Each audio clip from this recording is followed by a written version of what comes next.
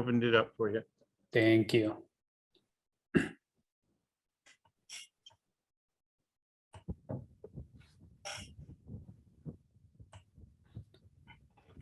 All right.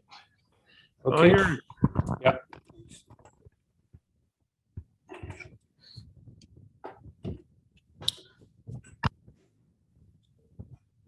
Gospel of John, and 8th October 2021. And so far we have covered new covenant, new temple, new birth and new kingdom, new survival, new worship in spirit and in truth, and then spiritual Sabbath. And then we started chapter 6. And we continue chapter 6. It's a mega chapter, some 70 verses. And whole chapter 6 can be summarized with one phrase, bread of life. But as we navigate through chapter 6, the bread itself, the bread of life, several other concepts and nuances are introduced. And we are going to address a very important, very fascinating nuance called manna, the true manna. And Son of God states that he is the true bread of life and true manna. So I want to take time to explore the manna, the physical manna, and then how it picturizes the spiritual manna. So we will mainly focus on physical manna towards the end of the presentation, and then the next presentation, because we will continue to navigate chapter 6, between 14 to 35 we would cover these verses, and from 35 it is just introduced. The manna is just introduced, and beyond 35 it is explained and explored further. And those new truth and new explanations of what the manna is, we can't really benefit from that unless we know what happened in the physical wilderness when physical manna was fed. So that's the idea. And then let's launch on this thing. And we'll start with 14, John chapter 6, verse 14. And the setting is the large multitude or large crowds were gathered. They come to listen to Yeshua, the Messiah. And those large crowds stayed with him 3 days in one instance. And other instance, they stayed for pretty long time. And then that crowd is hungry and cannot be fed with natural, normal means. Some big miracle or a sign has to happen in order for Son of God to feed the multitudes. And the multitudes, when they were fed, they realized that it all started with 5 barley loaves or 4 barley loaves and 2 fish or 2 small fish. And that got multiplied miraculously and fed all thousands of the people. And then above that, leftovers were collected, and we saw 7 baskets in one incident and 12 baskets in other incident. So there are 2 incidents. We covered them very elaborately last time, and then that is the context. And once this miracle is over and people perceived that truly this should be a man from God, otherwise no one can do such wondrous, miraculous multiplication of food, then they say something very interesting. They say this is truly that prophet who is to come from God. So God prophesied long time ago in Deuteronomy that he would send a prophet just like Moses. So they recognize him as that prophet, and they begin to force themselves into making him as king. And then Yeshua withdraws himself and refuses to be made king according to their timing, according to their will, but he has to wait for God's will, Father's will, and Father's timing. So he withdraws, and then he comes back and meets the disciples, because at that point when he leaves to escape their forceful making him a king, he disappears into mountains, and then the disciples take boats and go to the other side, and then the multitude come next day, and then they start looking for Yeshua, Jesus, because they have eaten food and they want to be with him, and they flock together in search of them, and they found disciples are nowhere there, and not even Yeshua, Jesus. So they also take boats and go and search. They search for the food. They search for the source of the food, and they finally find him. And Rabbi, where did you go? We have been searching for you yesterday, today, and we wanted to be with you. And then Yeshua turns and replies and makes a profound statement. You did not come. You are not seeking me, not because you understood the sign of multiplying food, but because you got free lunch. You got free lunch. That's what he said to them. All that you want is free lunch. Then he makes another important statement. Do not labor for the food that perishes, but labor for another food that is bread of life. So we will explore these things, and that's where some of the Pharisees would come into picture, and then they would say, our fathers ate manna and they are dead in the wilderness, and are you greater than God or greater than that manna? You are saying because you give a life, a bread of life, which would give life, but the bread that our fathers ate did not give them life, they died. Then Yeshua clarifies and makes series of profound statements, and he introduces the concept of true manna. True manna is different from the physical manna. So that is the outline. Let's launch ourselves into the scriptures. John 6, verse 14. Then those men, when they had seen the miracle, or in Greek it is semeion, or a sign, when they saw this sign that Jesus did, said, this is of a truth, that prophet that should come into the world. So they know that the prophet would come. So they identified Yeshua, Jesus, as the prophet. When Jesus therefore perceived that they would come and take him by force to make him a king, he departed again into a mountain himself alone. So he just goes away. So what is that prophet? What is the prophet that they were mentioning? So the prophet is different from other prophets. We have Isaiah, Jeremiah, major prophets and minor prophets. But here, this prophet stands out.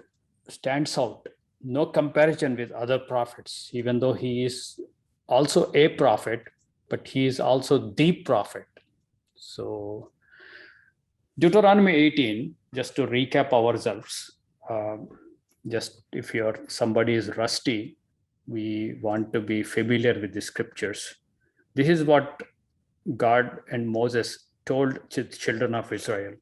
The Lord thy God will raise up unto thee a prophet from the midst of thee, from the middle of your brethren, of thy brethren, like unto me. So Moses is speaking to the congregation, children of Israel.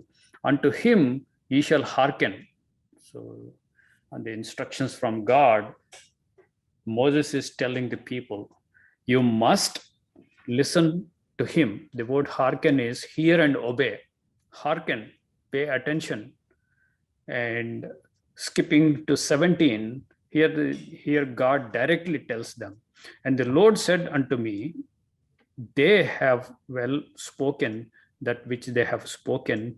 I will raise them up a prophet from among their brethren. So God will raise up a prophet from among their brethren, like unto me, and will put my words, that is God's words, in his mouth. So this prophet is somewhat special. God would put his words directly in his mouth, and he shall speak unto them all that I shall command him. So there is no missing between what God wanted him to speak and what he actually speaks. There are no loose ends. And verse 19 is even intriguing. And it shall come to pass that whosoever will not hearken unto my words, which he shall speak in my name, I will require of him. The word require implies that it is a must. Otherwise, you would lose life. That prophet, so he is that prophet. There are several other New Testament scriptures that identify Yeshua Jesus as that prophet, the prophet. Verse 16, now is a miracle or a sign, as Apostle John writes, as a sign. We are introduced into a sign where the disciples were navigating in the sea or smaller sea, and then there is wind, there is rain, there is lots of weather disturbance, and then they see Jesus. Let's continue verse 16. And when even was now come, that is evening, almost sunset, dark, his disciples went down unto the sea and entered into a ship and went over the sea towards Capernaum. And it was now dark, and Jesus was not come to them, because Jesus, remember, he withdrew himself into the mountains. And the sea arose by reason of great wind, and that blew. So when they had rowed about 25 or 30 furlongs, they saw Jesus walking on the sea and drawing nigh unto the ship. And they were afraid. They were actually terrified. But he said unto them, it is I, be not afraid. So there's a raging sea and wind beating the boat, and they were about to sink actually. And they see Jesus walking on the water. So there is so much being conveyed to us. He has power over the waters, power over the wind, and power over the weather.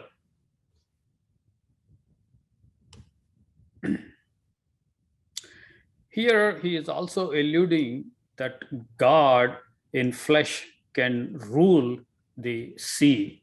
And several Bible students would recollect Psalm 89 in this context. Verse 7, God is greatly to be feared in the assembly of saints, and to be had in reverence of all them that are about him. O Lord God of hosts, who is a strong Lord like unto thee, or to thy faithfulness round about thee? Thou rules the raging of the sea. When the waves thereof arise, thou stillest them. So thou stillest them. So it is God who has absolute control over the weather. And here it says, then they willingly received him into the ship, and immediately ship was at the land whither they went. So the wind was calm and everything was under control. The day following, when the people which stood on the other side of the sea saw that there was none other boat, here the people are searching for food. They're searching for the source of food, that is Messiah. The day following, when the people which stood on the other side of the sea saw that there was none other boat there except the one whereinto his disciples were entered, and that Jesus went not with his disciples into the boat, but that his disciples were gone away alone. So they are recollecting. Howbeit there came other boats from Tiberias nigh unto the place where they did eat bread, after that the Lord had given thanks. So it's all what happened when the people therefore saw that Jesus was not there, neither his disciples, they also took shipping and came to Capernaum, seeking for Jesus. And when they had found him on the other side of the sea, they said unto him, Rabbi, when came thou hither? We are looking for you. We are searching for you. How come you are not reachable? And finally we found you. When did you come here? That is the thing. They were probably disappointed because they had to do lots of work, lots of searching before they found him. And then here is the reply. It's a profound reply.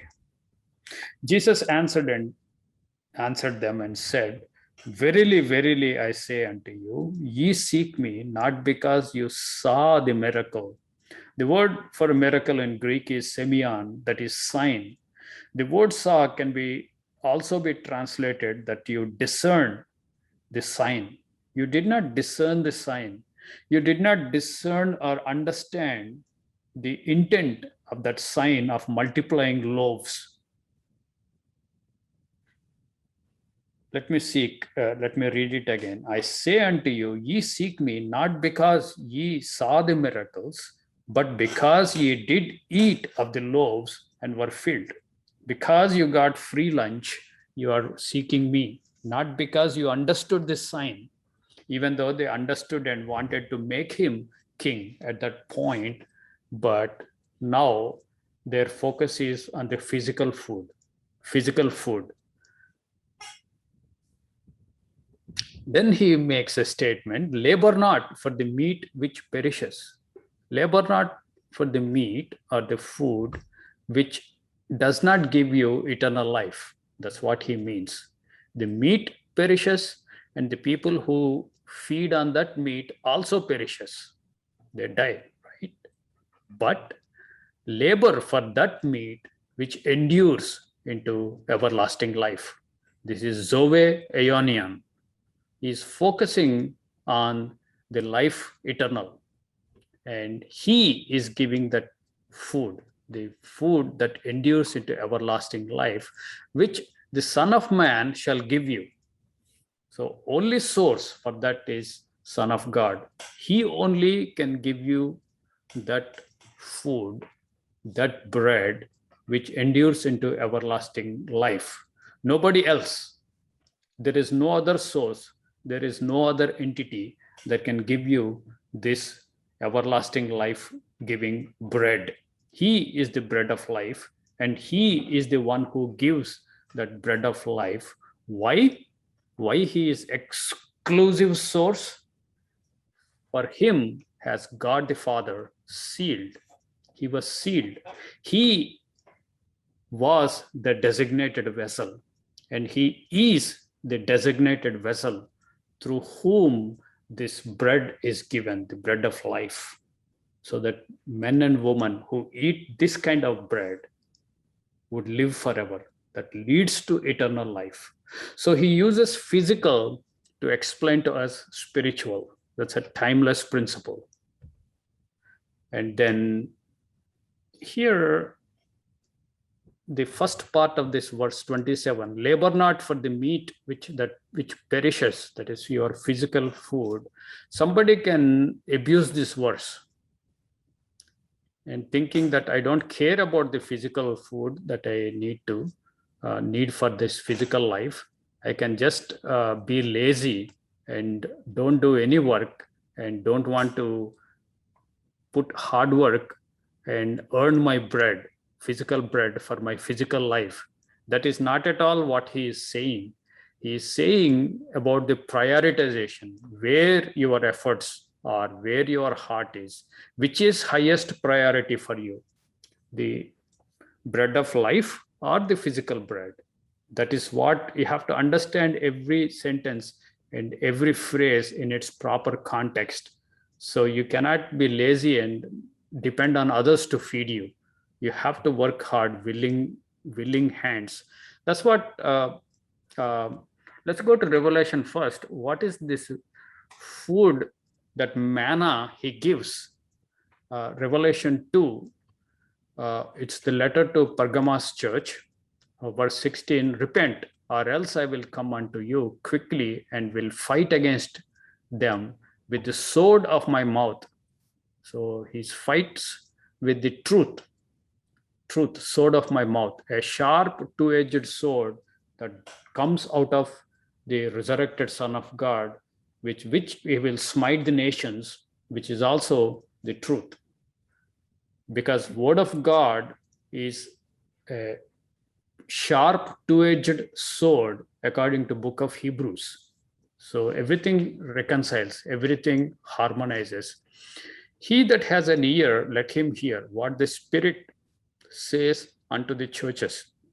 So there is a spiritual component that is very important.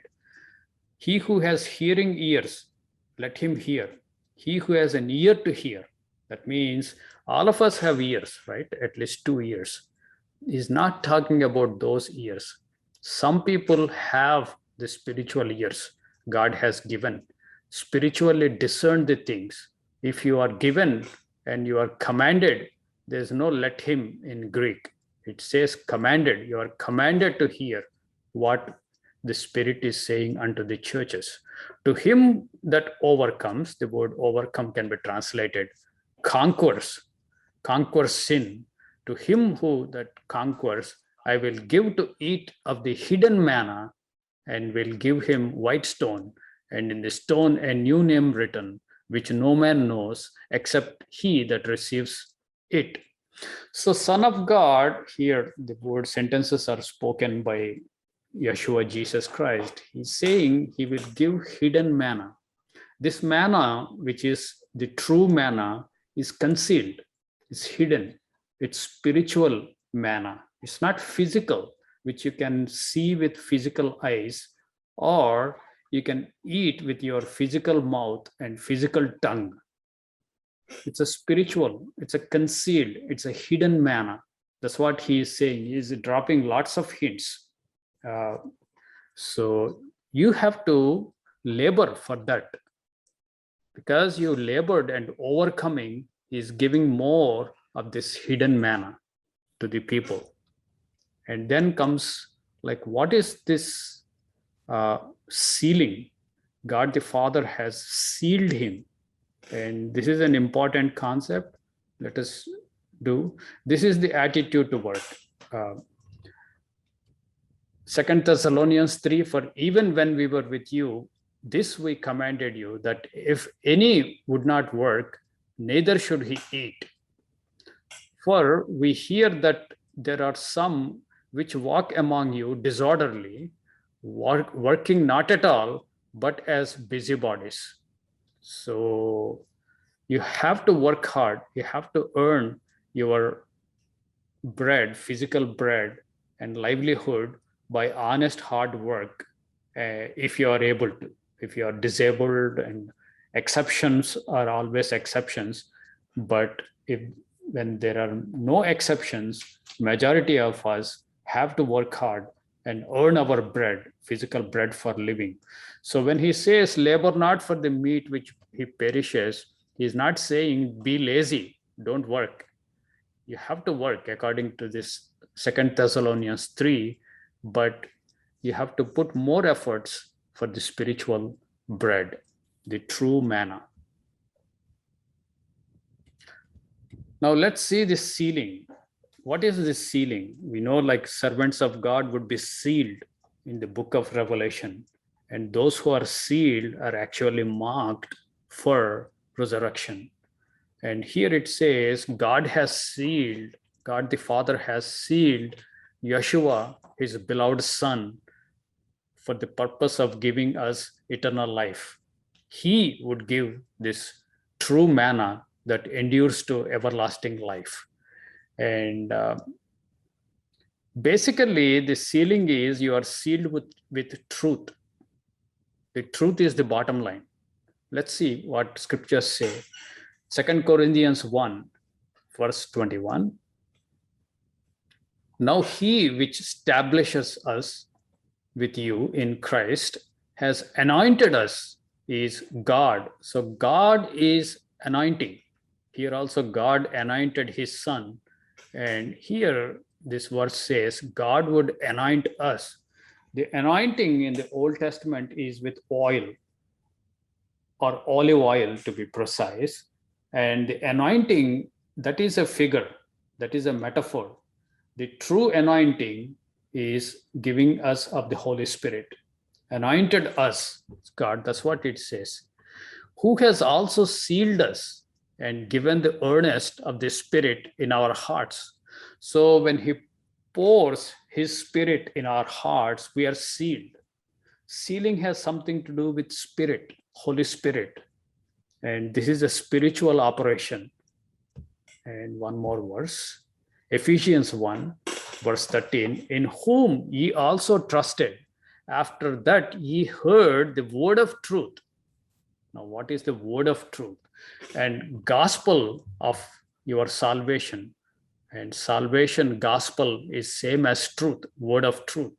And that is sum total of teachings of Son of God. That is truth. In whom also, after that ye believed, you are sealed with the Holy Spirit of promise. So because you received the word of truth and the gospel of your salvation, you are in the good standing with Father, and in good direction you are moving forward. And because of that, because of the truth, you are sealed with Holy Spirit of promise. So the sealing has something to do with Holy Spirit, but this is also has association with the truth and true gospel, not fake gospels of men and women, but the true gospel, which comes only from Son of God, and which you would only know if you open your scriptures and study and read it yourselves. And one more verse on sealing, Ephesians 4, and grieve not the Holy Spirit of God, whereby ye were sealed unto the day of redemption. So the Spirit, Holy Spirit within us is our sealing. Our sealing. But what is Holy Spirit? Can Holy Spirit exist without truth? No, no way. And let's see this verse. John 14, I will pray the Father, that is verse 16, he shall give you another comforter. So Father sends this comforter that he may abide with you forever. There's no he in Greek. Greek is it, except when Parakletos, comforter, that is he, masculine, but all other Holy Spirit verses, it is it. Even the Spirit of truth. What is this verse 17 telling us? The Spirit is Spirit of truth. Even the Spirit of truth, whom the world cannot receive, but because it sees him not, neither knows him, but ye know him, because he, that is the Parakletos, a Spirit of truth, dwells within you, with you, and shall be in you. Your inward parts, inward components are being changed because of this supernatural spiritual operation. So when the Holy Spirit is also called Spirit of truth, isn't it fascinating? There is no Holy Spirit without truth. And you cannot claim to have Holy Spirit if you don't like the truth, or if you don't love the truth, or if you are not seeking truth, or if you are not learning and growing in truth. The truth is fundamental, epicenter of any believer. That's what decides whether you are in right direction and right standing with God. The truth is living, growing truth. You learn and grow on continual basis. And that's how Holy Spirit and the Word of God, they go hand in hand. And this is an interesting verse. It's called Spirit of God. Holy Spirit is called Spirit of truth. And later on, towards the end of chapter 6, towards the end, Yeshua Jesus makes a sweeping statement. He says, the words that I speak are spirit and life. He reverses it. He tells it in a converse way to this statement. His words, his teachings are all spiritual. And here the Spirit or Holy Spirit is also called Spirit of truth. They work hand in hand, the truth. you are sealed with truth. And if you don't have truth, if you are not seeking truth, you are not sealed. It is impossible. So let us learn truth. Let us get truth. Let us work hard, be diligent. Let us take away every lie from our doctrines and every concept. There he is. Well, welcome back. Let me get your permission to record again here. How many minutes did you miss? About 4. 4 minutes. Okay. I'm guessing. Yeah, let me get you back on your. I think I get it right.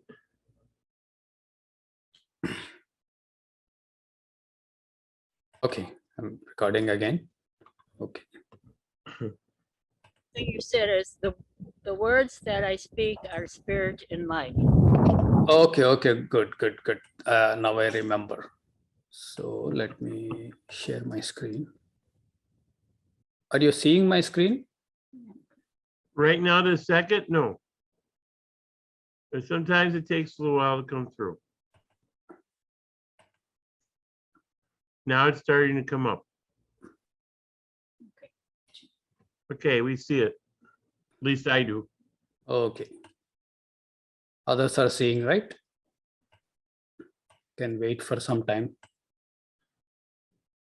Yes, I see it. Sandra does.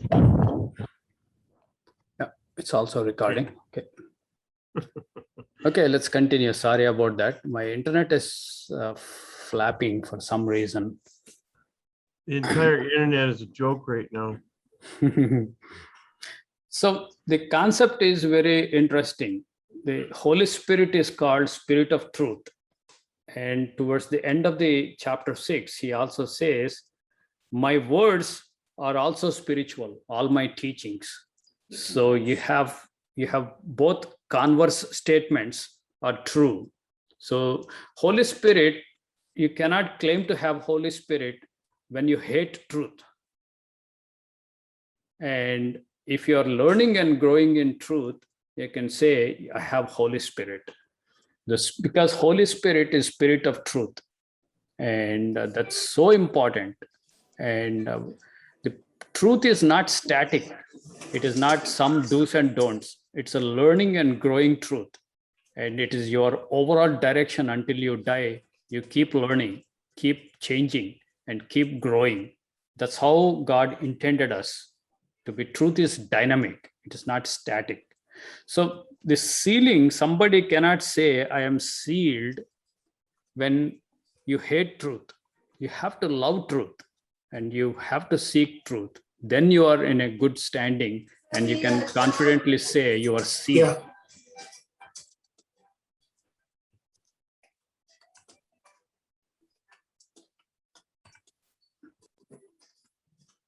Okay. Let's see the sealing. God the Father has sealed his Son to give us the bread of life.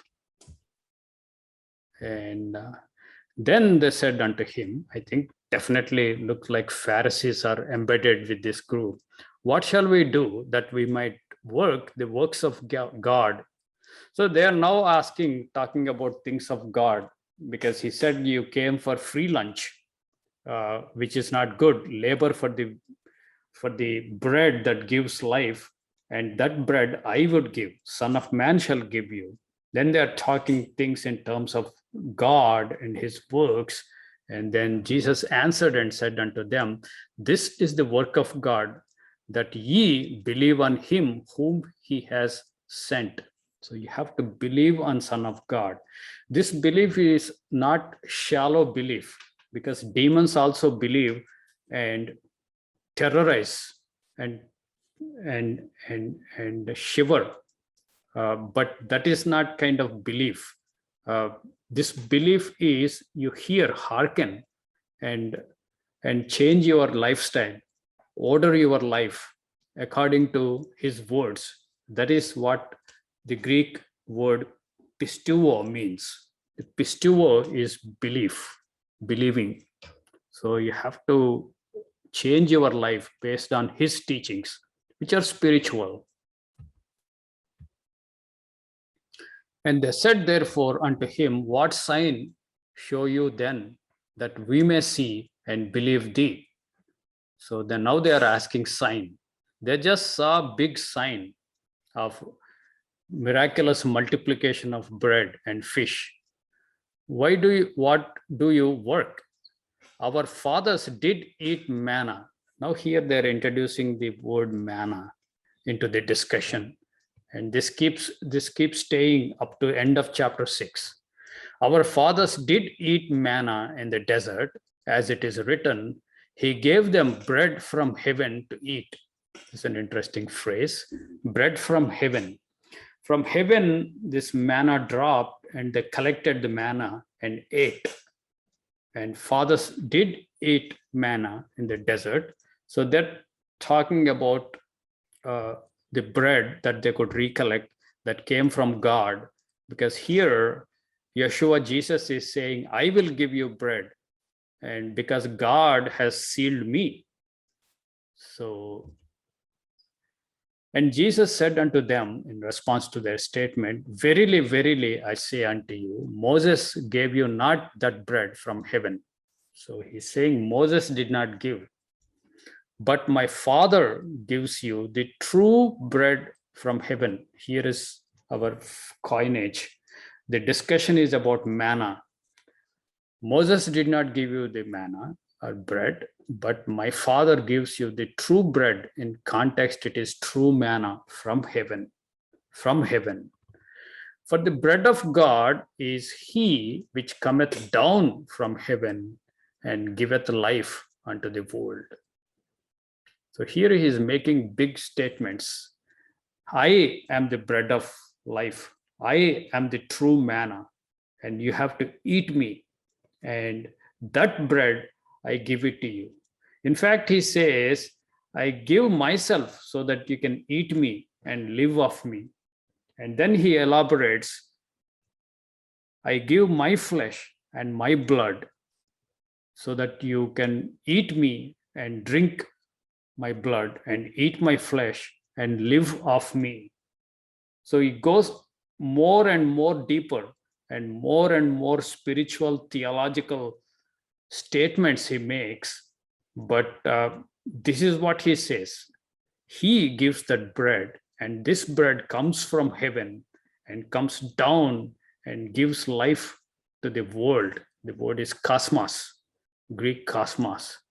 And then said they unto him, Lord, I think there are two groups here. One group is like Pharisees who would question him, and the other group is just capitalize as much as we can get. And then said they unto him, Lord, evermore give us this bread. This is like a Samaritan woman who met him at well.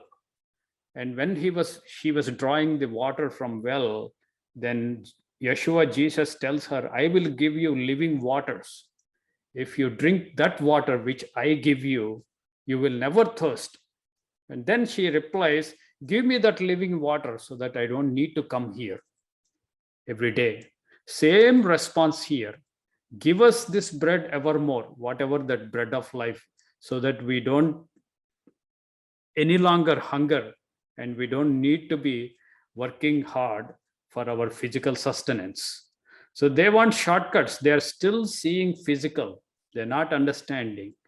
And then Jesus clarifies, and Jesus said unto them, I am the bread of life. This is one of the statements, 7 I am statements. I am the bread of life.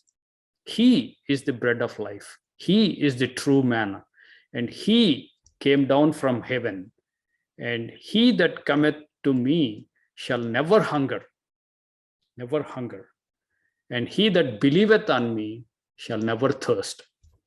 He is also introducing thirst because he wants us to think about Samaritan woman, which he told her that if she drinks the living waters that he gives, she will never thirst.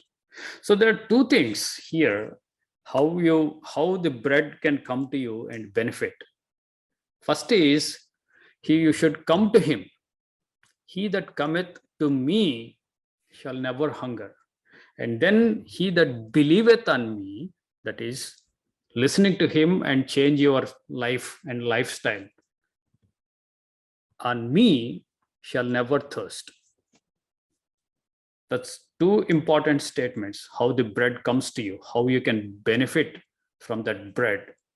You have to come to the person of Yeshua, Jesus Christ, and also you have to believe on him, not some human being, not your pastor, minister, teacher. Your belief in your source of truth should be Son of God, because he is the word of God. He is the truth, the way, the life. I can't overemphasize this more than his teachings.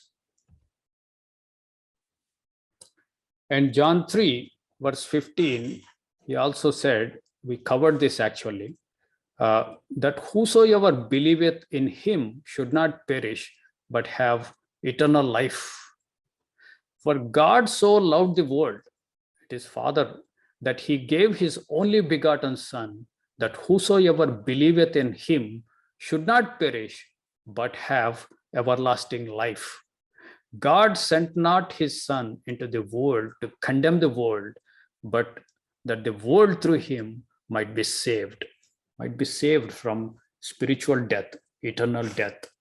The life, the everlasting life God is giving through his Son. And whoever believeth in him, his Son and himself, of course, included, shall not perish, should not perish, but have eternal life. So believing in him and coming to him are two important things, first steps a person has to take. And now let's launch into manna, what the manna is. And let me give the context. Here James says, of course you can claim you have Holy Spirit even if you reject truth. Remember that Satan shows himself as an angel of light, and they simply lie while saying they love the truth. That's so profound, so profound. I can't agree with you more, Jim. Now come to the manna.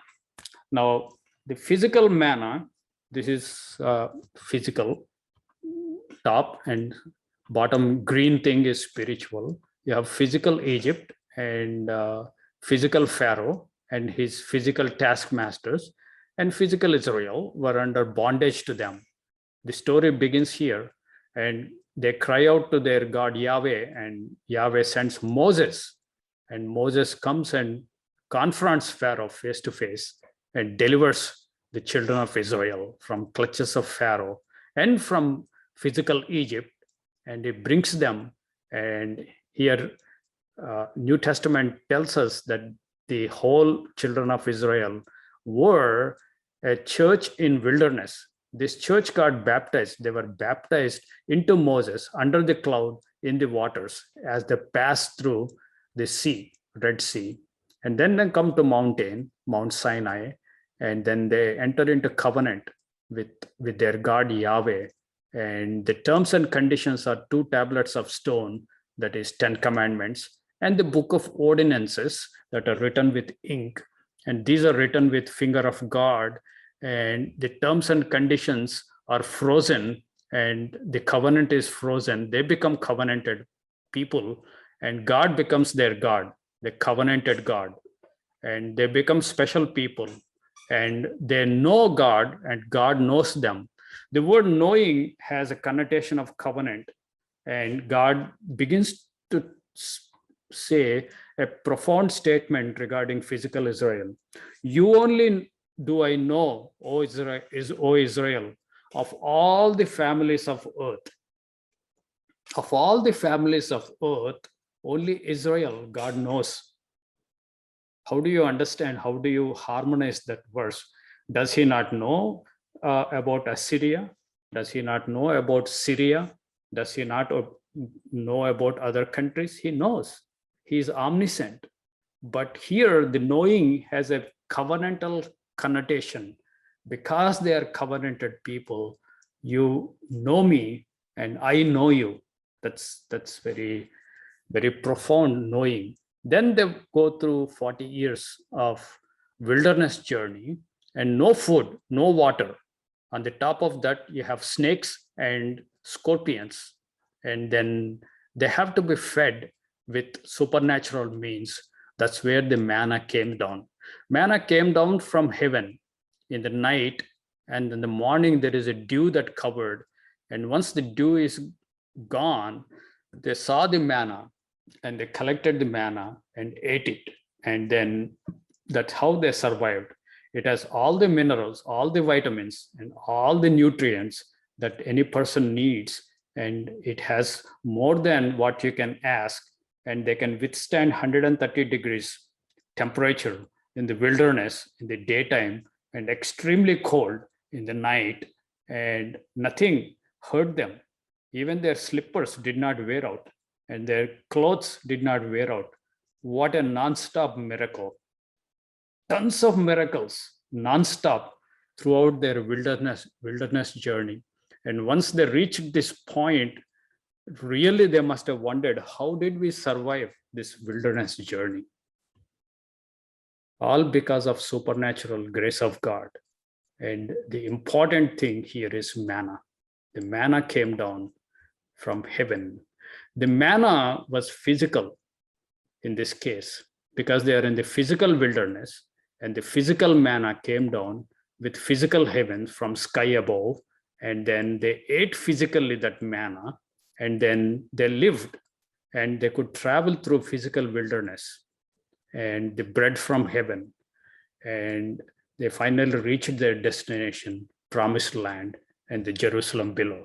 And the green one is a hidden concept. It's a hidden layer all through scriptures. You don't see it on surface, and you don't see it on one or two readings of scriptures. You need to think, you need to meditate, you need to really dig out, and you need Holy Spirit of God to see this layer. And nevertheless, this layer is there. I introduced this in the first presentation of Gospel of John. We add more pieces. We have spiritual Egypt, and everyone who sins is in bondage to sin. So sin is a euphemism for Satan also. So we are all in the spiritual Egypt, under bondage to Satan. Satan is parallel of Pharaoh. It's a physical Pharaoh. It's a type and shadow of Satan, the spiritual Pharaoh. And there's a spiritual Egypt and the spiritual Israel. And Moses and Jesus, isn't it what in Deuteronomy God said, I will raise up a prophet, the prophet, like unto me, like unto Moses. This prophet comes. And like Moses confronted Pharaoh, physical Pharaoh, face to face, and delivered children of Israel, here the spiritual Moses would confront spiritual Pharaoh and deliver the spiritual Israel from the bondage to spiritual Pharaoh, from spiritual Egypt. From this kingdom you are delivered, and then you are baptized. Just like these people are baptized into Moses, we are baptized into Yeshua Jesus Christ, and we come to a mountain called Zion, or some people call Sion, and we enter into covenant. Here the 2 tablets of stone and the book of ordinances. Here the sum total of teachings of Jesus Christ, or Yeshua. His teachings are the terms and conditions of the new covenant. And then we would go immediately after the covenantal relationship. We go through the spiritual wilderness for figurative, metaphorical 40 years. 40 years is a time of judgment and testing. And then we were judged. And through this wilderness, just similar to physical wilderness, we don't have spiritual food. They have other food like poisonous shrubs, but that is all junk. They will pretty soon die. They have to rely on manna. Here we are introduced to spiritual manna, or true manna, or the bread of life. And Greek distinguishes between 2 breads. Here the bread is giving to the physical life, which is called bios. And here the spiritual bread is giving life, which is called Zoe. Zoe is consistently used for eternal life. So the physical life is a type and shadow of spiritual life. And the physical manna is a type and shadow of spiritual manna. Just like physical manna came from heaven, this spiritual manna came from another heaven. It's not this heaven from sky. This is, some people call it third heaven, where the Father lives, and Father sends this manna in the person of his Son, Yeshua Jesus Christ. This bread comes, and when these children of Israel eat that manna, they survive and make it safely through the wilderness, spiritual wilderness, into the kingdom of God, or New Jerusalem, or heavenly Jerusalem. So always keep in context when we are talking about physical manna, try to relate to the spiritual manna, because physical is a type and shadow of spiritual. So let's go quickly. This is the manna that they are gathering, and they have to gather every morning as soon as the sun rises and the dew is gone. This is visible, and it's somewhat in white color, and it is very sweet like honey. And let's pick up like a little bit here. I have 2 chapters. I drew that scriptures, but once we have a good background of the physical manna, next time we will discuss about spiritual manna as Gospel of John unfolds the spiritual. Numbers 11, and the manna was as coriander seed. I don't know how many of you familiar with coriander. We use it every day in Indian cuisine. And color thereof was color of bdellium. It's like supposedly white. And the people went about and gathered it and ground it in mills and beat it in mortar, baked in pans, and made cakes of it. And the taste of it was taste of fresh oil. And when the dew fell upon the camp in the night, the manna fell upon it. It itself is a huge thing. Manna, many people think that manna you collect and then eat it. You can't eat. It is not directly edible. You have to process that. You have to gather the manna and process it. You have to beat it. You have to ground it in mill or beat it in mortar and bake it and make cakes of it and then eat it. So from manna, which is like a raw product, you have to process it and make it edible. Same with Word of God, same with teachings of Jesus Christ, Yeshua. You just don't get it on the surface. It's a raw manna, and you have to process, you have to break it down, you have to rightly divide the Word of God, and you have to grind it and beat it and make it into chunks of cakes where you can eat or you can also share with others. That's where the teachers come into picture. And it's a taste of fresh oil, fresh spirit. It's a new oil, new wine. And there's so much symbology hidden in these verses. And the house of Israel called the name thereof of manna. Remember, the manna in the wilderness is exclusively for house of Israel, no other nation, only covenanted people. And only during the wilderness journey, only 40 years, they were fed through. Once they reach the land, cross Jordan and make it into the promised land, the morrow after that, manna stops. So here, like Exodus, he says it's like coriander seed, white, and taste of it is like wafers made with honey. Is it not, there is a verse that thy word is sweeter than honey. The word of God is sweeter than honey. You have all kinds of allusions in scriptures. Exodus 16, we'll continue, we'll stay in 16 for some time. And when the dew that lay was gone up, behold, upon the face of the wilderness, there lay a small round thing, as small as the hoar frost on the ground. It's like snowflakes. And when the children of Israel saw it, they said one to another, "This is manna." And if you go to Hebrew lexicon, the meaning of manna is, what is it? They said, "What is this? What is it?" And what is it is in Hebrew manna. So it stayed as manna. And they wished not what it was. And Moses said unto them, "This is the bread which the Lord has given you to eat." So this is the bread. This is the exclusive bread, exclusive food that God gave to the house of Israel through 40 years of wilderness journey. There is an exclusivity associated with the manna. I want you to notice. And which God gave, and which God gave also from heaven, from sky, because he would use this analogy later on for true manna. And then this is the thing which Lord has commanded, gather it every man according to his eating, an omer for every man according to the number of your persons. Take ye every man for them which are in his tents. So here every man has to go and gather. You have to gather, you have to do the work. Scriptures won't come to you. Truth won't come to you.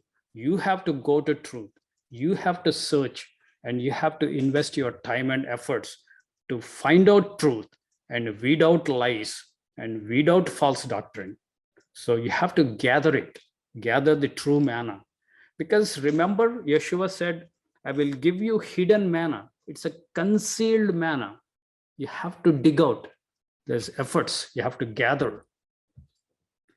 And the Exodus 16 continuing, and the children of Israel did so and gathered, some more, some less.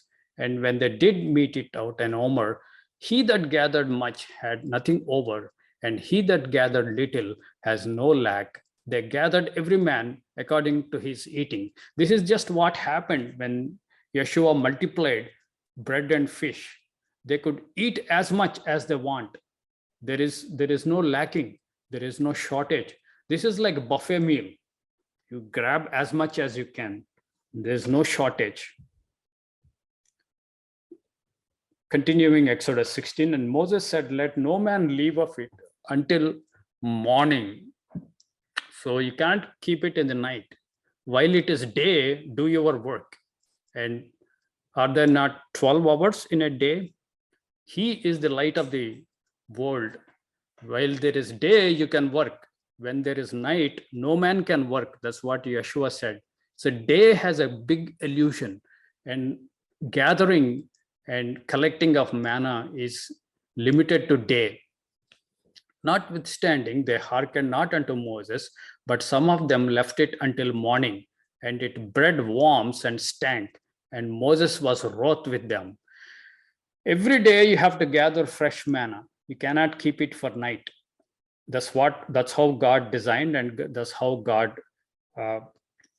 God instructed them, because you need to depend on God. You can't keep it delinking your dependence and keep it for rest of the several days, as many days as you want. If you do that, what you are indirectly saying is, I don't want to depend on you. I don't want to look to you. I don't want to look to your graceful hand that provides that relationship, that trust, that beautiful marriage relationship with God that is robbed of when you save this manna over the night, violating the instructions. Every day you have to, new graces are given. Every day God visits us with new favors. And that is what the lesson I see. And they gathered it every morning, every man according to his eating. And when the sun waxed hot, it melted. So before the sun waxed hot, before it melts, you have to collect. So there is a timing issue also. Before, at the beginning of the day, you collect manna, then you grind it, then you work on it and make cakes and eat it and live for the day. Give us our daily bread. Give us our daily manna. That's what the model prayer says. Every day, day is the unit. And it came to pass on the sixth day, they gathered twice as much bread, 2 omers for one man. And all the rulers of the congregation came and told Moses. And he said unto them, this is that which the Lord has said. Tomorrow is the rest of the holy Sabbath unto the Lord. Bake that which ye bake today, and seethe that ye will seethe, and that which remains over lay up for you to be kept until morning. So every day on the weekdays, if you keep it at night, it goes bad. It stinks, and also the worms are bred, but not on Sabbath. Actually, you are asked to collect on Friday. We assume it is Friday. You collect twice, and then you keep it overnight also for the Sabbath.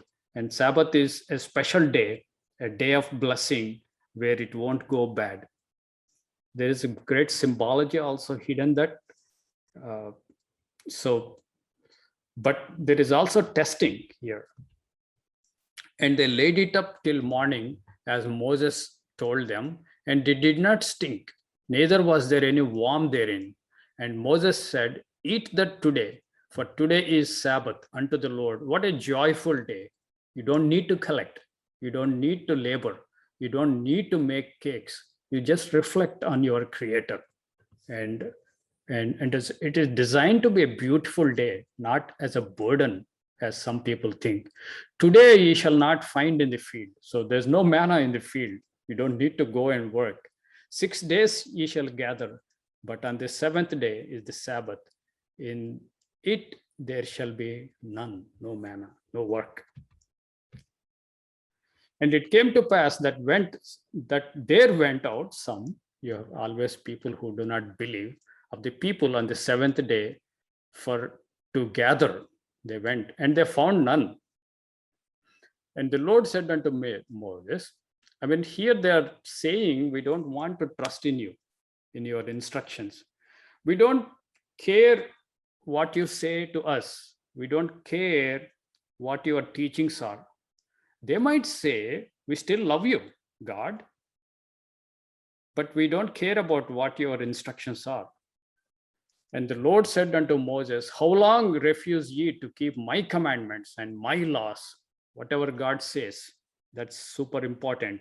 You cannot just love God while rejecting his teachings.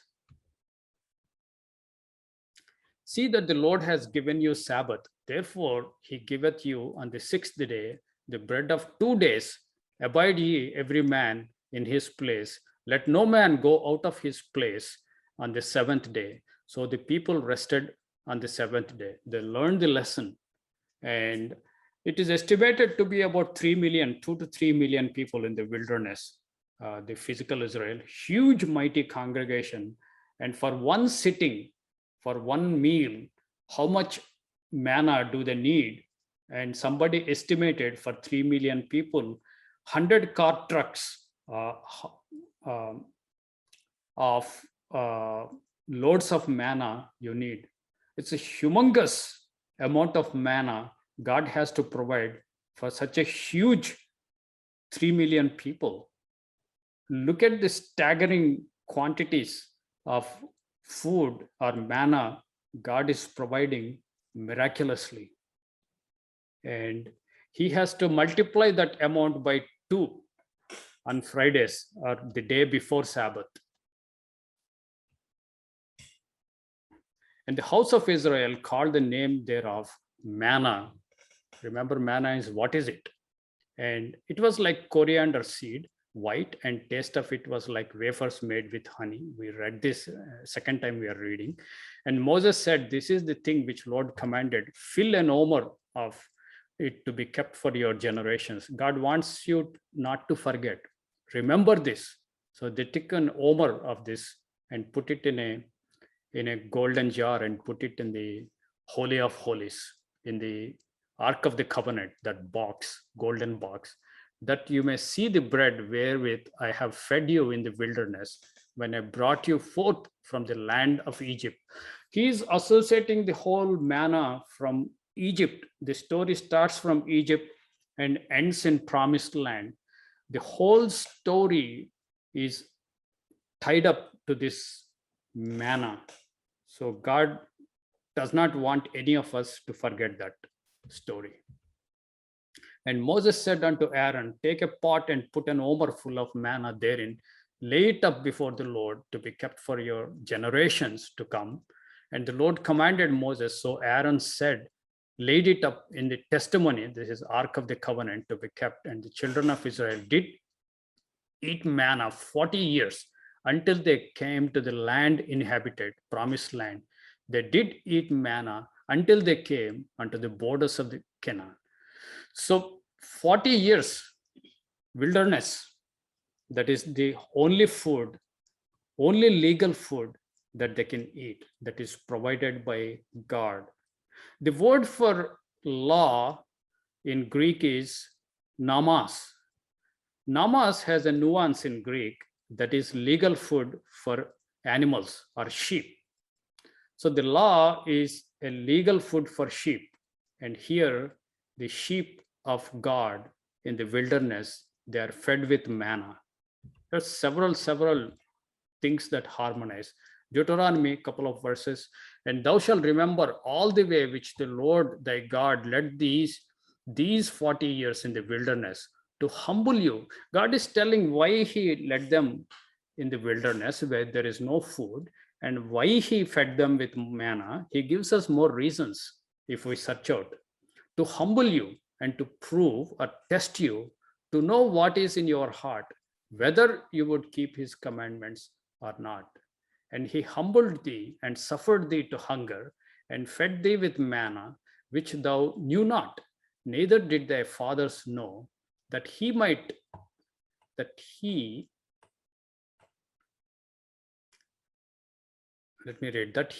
make thee know that man does not live by bread alone, but by every word that proceeds out of the mouth of the Lord do man live. This is a profound statement God makes way back in Deuteronomy. He's saying manna pictures word of God. Manna pictures word of God. Man shall not live by bread alone, but by every word that proceeds from mouth of God. And this is actually Yeshua, Jesus quotes when he confronts the devil, and when devil asks him to make the stones into bread. And he actually explains and expounds it in Gospel of John chapter 6 about this. He talks about manna, and then he talks about the word of God, which proceeds out of his mouth, because he is the prophet, the designated prophet, whom God the Father has sealed to give us the true bread, true manna, which is the word of God. And then, who led thee through great and terrible wilderness, wherein fiery serpents and scorpions and drought there was no water, who brought thee forth out of the rock of flint, who fed thee in wilderness with manna, which thy fathers knew not, that he might humble thee, that he might prove thee to do good at the later end. God did a great good at the later end when they reached the Promised Land. Always before the abundant blessings, there will be testing and trial. So at the end of the trials, there will be super blessing. Joshua 5, same thing. And the manna ceased on the morrow after they had eaten of the old corn of the land. Neither had the children of Israel manna anymore, but they did eat the fruit of the land of Canaan that year. So Promised Land, no manna, only for wilderness journey. You and I are in the spiritual wilderness. Nehemiah 9, yet thou in thy manifold mercies forsook them not in wilderness. God was merciful. He did not forsake the children of Israel in spite of their rebellion. The pillar of cloud departed not from them by day to lead them in the way, neither pillar of fire by night to show them light, the way therein they should go. Thou also gave also thy thou gave also thy good spirit to instruct them. Spirit of truth, Holy Spirit, good spirit, instructions, teachings, see the connotations, and withheld not thy manna from their mouth. Manna is a symbolically associated with spiritual truth, and gave them water for their thirst, the living waters. And 40 years did thou sustain them in the wilderness, so that they lacked nothing. Their clothes waxed not old, their feet swelled not. What a miracle. And Psalm 78, because they believed not in God, trusted not in his salvation, though he commanded the clouds from above and opened the doors of heaven and rained down manna upon them to eat, and had given them corn of heaven, and man did eat angels' food, he sent them meat to the full. From here, I think they got the bread of angels and bread of heaven, bread from heaven they were fed with. So